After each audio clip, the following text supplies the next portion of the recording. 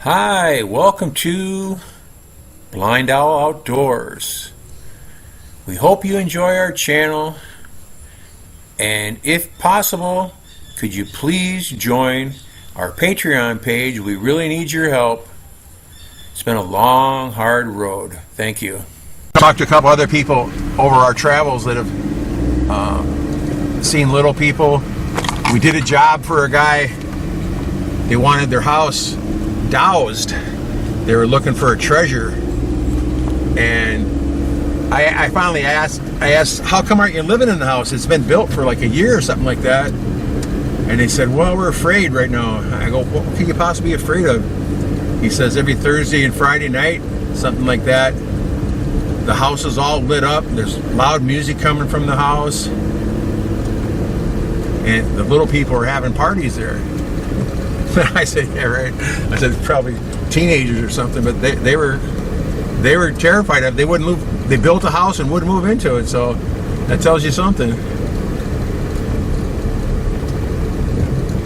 We're talking to another girl. What was she, about 28 or so, down in a place called Tulong, and we're at her house, and I don't know how the subject came up, but she said she was working in a factory in Cebu City, and she went to take a bathroom break, and I think she said three little people walked under the stall where she was at and went over to the other stall, and she was dead serious about it. You know, we didn't prompt her about it or anything. She was just telling us a story. So it's kind of some weird stuff going on here. But our friend in America, he says that they're all over the place. He says they kind of have like a cloaking thing where you can't see them unless you take a picture of them, and then you can see shapes, and sometimes you see faces and bodies and stuff. And I'm open to anything different like that, spirits and ghosts. I've had a lot of spirit things at our house here in the Philippines, and back home, lots of spirits and ghosts in the old houses in Iowa. And so I'm open to anything. And again, he sent me a whole bunch of pictures, and some of his pictures are he's running them through filters and stuff and changing the colors on them to show the shapes better, and they're zoomed way in. He says he can just spot them real easy. It just took a few years to learn how to see them. And the first few pictures he sent me, I was having a hard time seeing things in it, but then he sent me a picture of a big round topped thing with two eyes with its hands up on top of a ledge and looking in his window of his house. So that pretty much was the clincher for me. Then he showed me that spirit in the pond, which is pretty cool. So what I did was I took a walk around with Mara Fee around our yard with an Olympus TG5 camera, pretty decent little digital camera, and I think I took 46 pictures that day walking around. And then I brought all the pictures up in the computer and just in a viewing program, looked at them, magnified them up pretty good, and just kind of, used like a grid type thing, scanning the pictures. And I was surprised at the shapes that I was seeing. And I was seeing a lot of eyes, a lot of round shapes. Then I started looking closer, and I started seeing shapes with eyes, nose, and mouths, and kind of like what you would think of a Sasquash would look like, kind of a ape-looking shape, but with a wider, rounder head, but with the same ape cheeks and stuff. I've seen a lot of that kind of stuff. Then we had a couple smaller pictures that were just clean face profiles in the weeds, where you could see an eye and a bridge of a nose and a chin. And I showed her to Marafi. I didn't know if it'd spook her out or not, but she said she saw faces. I pointed some, yeah, it's a face for sure. I took him up to our friend Philip and showed him.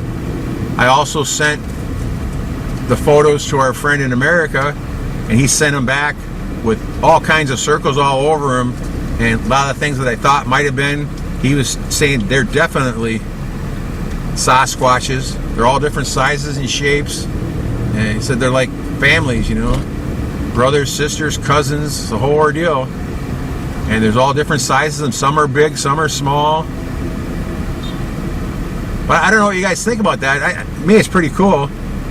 So then I waited about a week, and I had a reason to go down in the bottomlands. So I went down there, and I took 102 pictures that day. And out of the 102 pictures, I think 14 or 15 had very clean, crisp faces in them, and semi-bodies. Some of them you can actually see it looked like they were just kind of squatting, you know, in the shadows and stuff.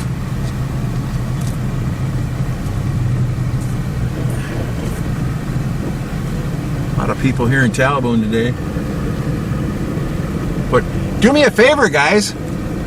Take your camera out in the evening, about 5 o'clock in the evening or so, just, you know, well before sunset, but where the shadows are long. Take a few pictures of the brush and stuff around your places, and look for dark areas that would be like, you know, spaces between bushes and stuff like that. Take pictures of that kind of things, and pull them up on your computer once, and just view them. Zoom.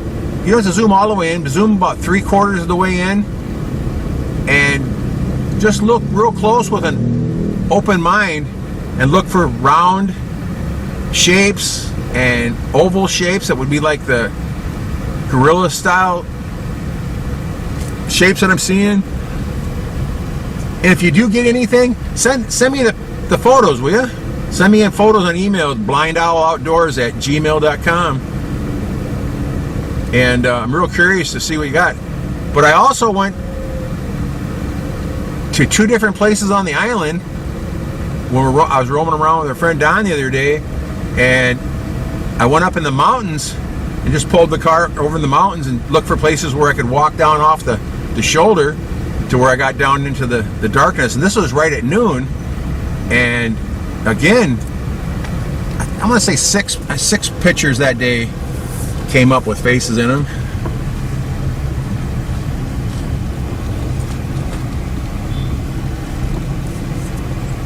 And if anybody wants to share any stories or anything like that about ghosts and spirits and Bigfoot or anything, I don't really care. I'm happy to listen to them, and if you make some videos on them, I'll publish the videos for you, whatever. Put links into your channels and stuff.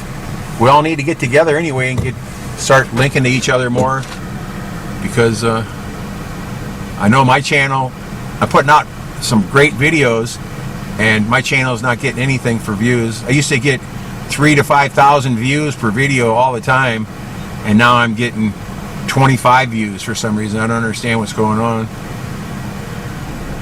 You know, I got on my BlindOwl Outdoors channel, I've got one video with over 10 million views, guys. I got another video of my wife, she put up, that's I think it's 1.4 million, and the same video I put up twice with 700,000 views on it. And this is back that's probably 10 years ago is when these were published. Right when we first started, first just got monetized. I got a couple really good views. I got another video of a buddy from Massachusetts that came and visited, and he was kind of shy, so I walked him down the street to all the bread shops and down through the fish market, and showed him how easy it is to talk to people. And then we introduced him to a girl a couple of days later, and he wound up getting married to her. He's got a little girl now and stuff. Just happy as a clam here. Lives about 4 miles from our house. Bought a farm. But,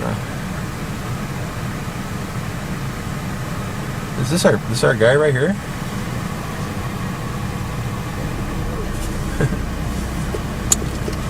I believe we got some here. Looks like one of the drivers flagged us down. Back in a minute, guys. Thanks for watching. Take care.